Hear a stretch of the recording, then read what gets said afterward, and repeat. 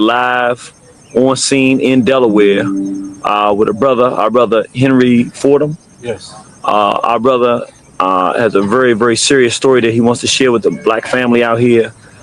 We've had many interviews on the radio station, One Horizon Radio, where brothers and sisters around the country are facing direct assaults from Europeans, from whites, murders from white police officers, lynchings in Louisiana. And now we have a lynching that occurred, at least one lynching that we know of that occurred here in Delaware. And we actually have a brother who actually successfully escaped a lynching, our brother Henry Fordham, and he's going to share his story. We're actually in the park where the white males tried to lynch our brother. And we're going to go through the interview so you can hear from our brother exactly what he went through. So, Brother Henry, I want to start off asking, you said how many white males was it that you said came to try to lynch you? It was two. It was two of them. Two white Caucasian men. Okay. Do you have any idea, if you had to guess, about how old were they? They was roughly probably, one of them probably was like 30 and the other one probably was like in his 20s. Okay. Late 20s. Late 20s and one in the early 30s, something like that. Okay. How tall were they? Big? You know, what were their statures? One was like probably 6'1", and the other one he probably was like 5'8". Or 5'7" or something. Okay, were they big guys or they small? One of them was, the other one was small. Regular size. Okay. Yes. So when was the first time that you ever seen these two Caucasian males? I seen them when I walked on Governor Street in Dover downtown. Okay. And one of them salamed me, gave me the Islamic greeting, and as he gave me the Islamic greeting, I salamed him back, and that was that.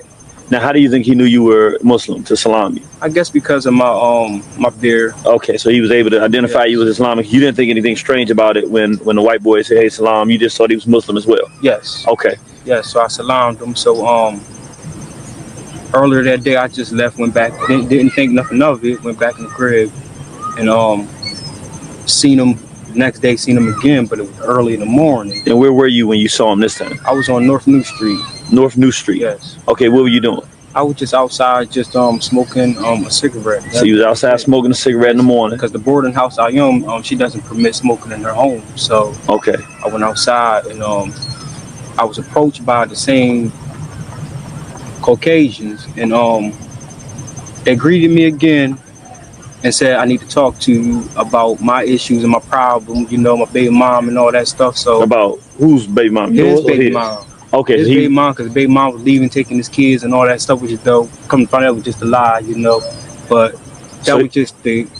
So I want to make sure I get it right. So they see you standing out there, you're smoking a cigarette, yes, and they come to talk to you and ask you, "Hey, I got some problems with my baby mamas. I want to talk to you." Got some problems. He want to know more about Islam and all that stuff, you know. So me not thinking nothing of it, I was like, okay, you know, I speak to you briefly because I gotta go out and look for a job. I gotta prepare myself to do what I need to do. The next thing you know, that's when the drama went down. The gun was flashed out on me. So hold on, tell us about that. So what kind of car did they pull up in? A white Dodge pickup. Okay, so they pulled up in a white Dodge pickup. You start talking. When they were talking to you, were they in the van or in the pickup or outside the pickup? One of them, they was first they was inside of, one of them was inside of the pickup. The one that salamed me was inside of the pickup. Then he got out. Okay. Then he, you know, ran down while he wanted to talk to me. Okay. You know, so that's when the pistol got. Now that one was the one that you're talking about was the one on the driver's side. I mean, the passenger side. That's the one that salamed. That's the one that salamed you. Who pulled the gun on you? Him. Okay, so he got out. Did the other one ever get out the car? Nah, he never got out of the vehicle whatsoever. Okay, so he was saying he want to talk about this stuff. Yeah. Then all of a sudden, what happened when he pulled out the gun? What happened? The gun got pulled. The gun got pulled. You know. Where did he point it at you? To my head.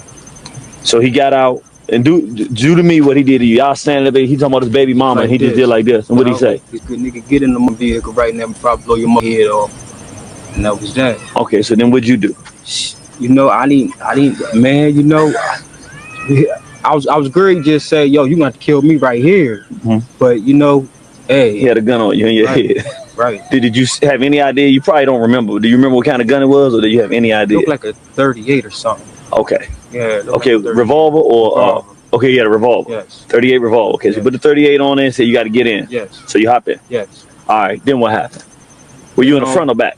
I was in the back with him the whole time. Okay, so he had back there. Did he have a gun on you, or how was it? Yeah, he had the gun on me the whole time. Where? Like in my head, you know, he had hit me with the pistol and everything. Go boom, and you know, told me shut the up and all that. So I was like, Dad, I thought you was practicing Islam. He was like, man, F all that stuff, and man, that was just the get you inside. Get you inside the vehicle, and I'm gonna kill you today. So you know, that's how they got me in the vehicle right there. Okay, so he told you in the vehicle, we gonna kill you today. Yes. Okay, then what did they do? How long the drive did it take? It took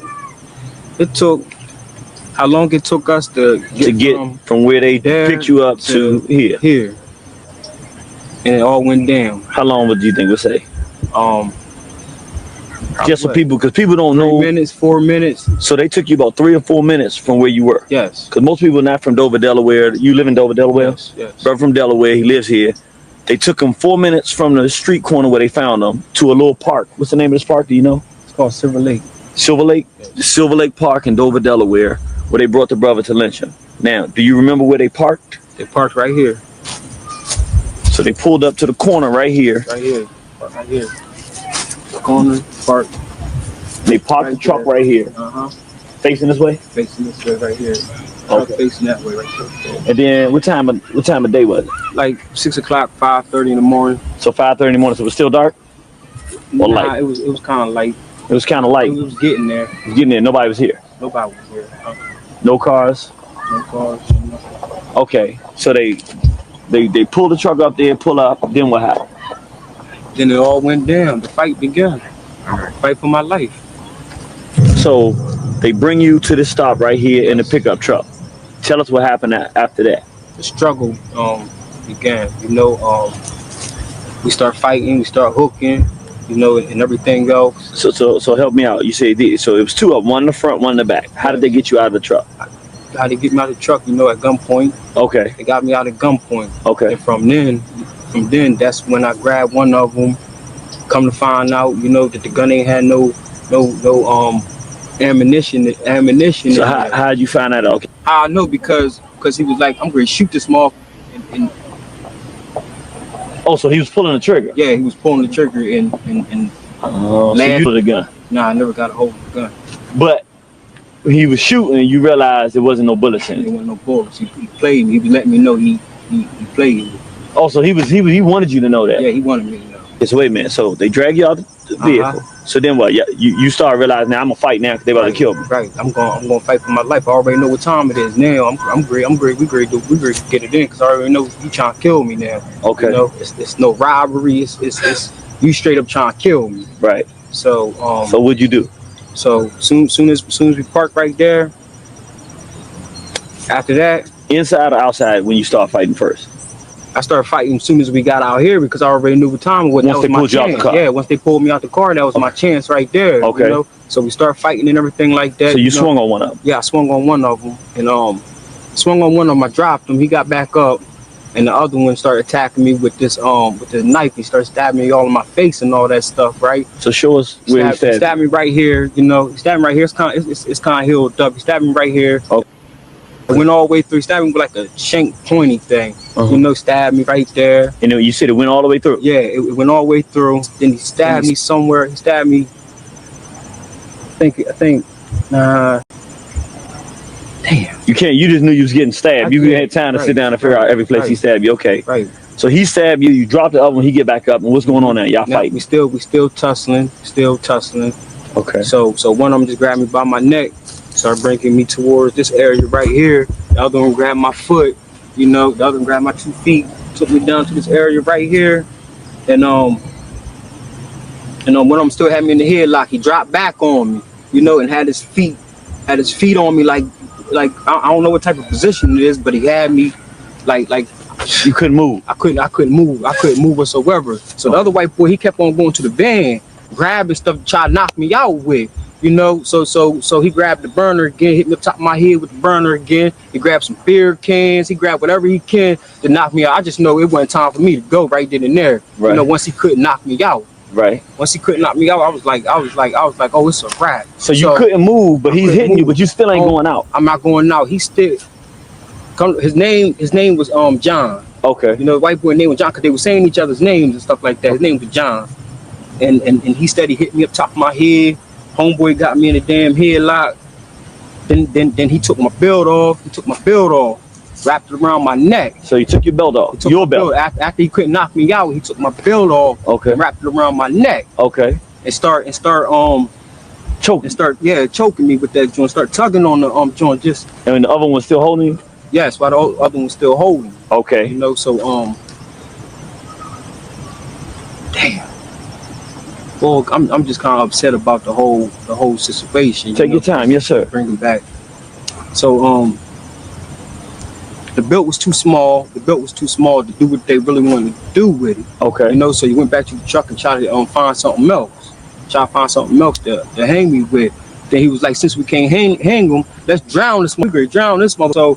So they try to attempt to roll me to the lake. Mm-hmm. By the time then I'm like f***ed up, like excuse my language, like I'm kind of like messed up. So they try to roll me down to the lake, get all the way down here, and they dragged me down the hill. John went back to the truck to try to find something else or whatever like that. Then he ran back down, tried to throw me in this lake right here. So help me out. When John was going up there, what was the other guy doing? He still like had me pinned. How? You know, like in the chokehold position, but he had his legs wrapped all the way around. So he was on the bottom. Yeah, he was on top. On the bottom. I was on the top. And he got his legs around you and the chokehold. Yeah, in the chokehold. So you can't get out. I can't move. I can't do nothing. Okay. So I started yelling for yelling for help or whatever like that, you know. Started yelling for help, you know, because when nobody out here, I didn't think nobody heard me or whatever like that. So I'm yelling for help, and nothing came. But I was just like, I got to. I said I know God didn't just bring me this far to let me go out like this, you know. So John ran back to the truck to get something. I don't know what he ran back to his truck for, but this is when I bit Mike. That's his name. I bit Mike. So Mike was the one that was holding you up. Me. Yeah, okay. The big white boy. When I bit him, you know, I bit him hard. Do you know where you bit him? On his arm. Okay. I don't know which arm. Okay, but you bit one arm. I bit him. I bit him so hard that I almost bit a chunk up out of him. I wish I did. You feel me? But he let me go. So when he let me go, because he was screaming like a little, he was screaming. He was like screaming when I bit him, and white boy John came running over here. So I got enough time to break loose, and that's when I ran all the way over there, jumped that fence over there. Hold on, I ran through the graveyard, jumped the fence, and ended up in that lady backyard. But as soon as I ran across, he said, "Yo, we're gonna have to hit this. We're gonna have to hit this. That black ass." I'm running across the joint. They hurry up and jump in their motherfucking vehicle, put it in reverse, and start chasing me down with their vehicle. And that's when I jumped the gate. That's when I went to the grave, jumped the gate, and they. So you were able to make a beeline over there fast enough before the vehicle got to you. Yes. So once you got in her yard, they didn't come in her yard. No, they did. They did. They bounced.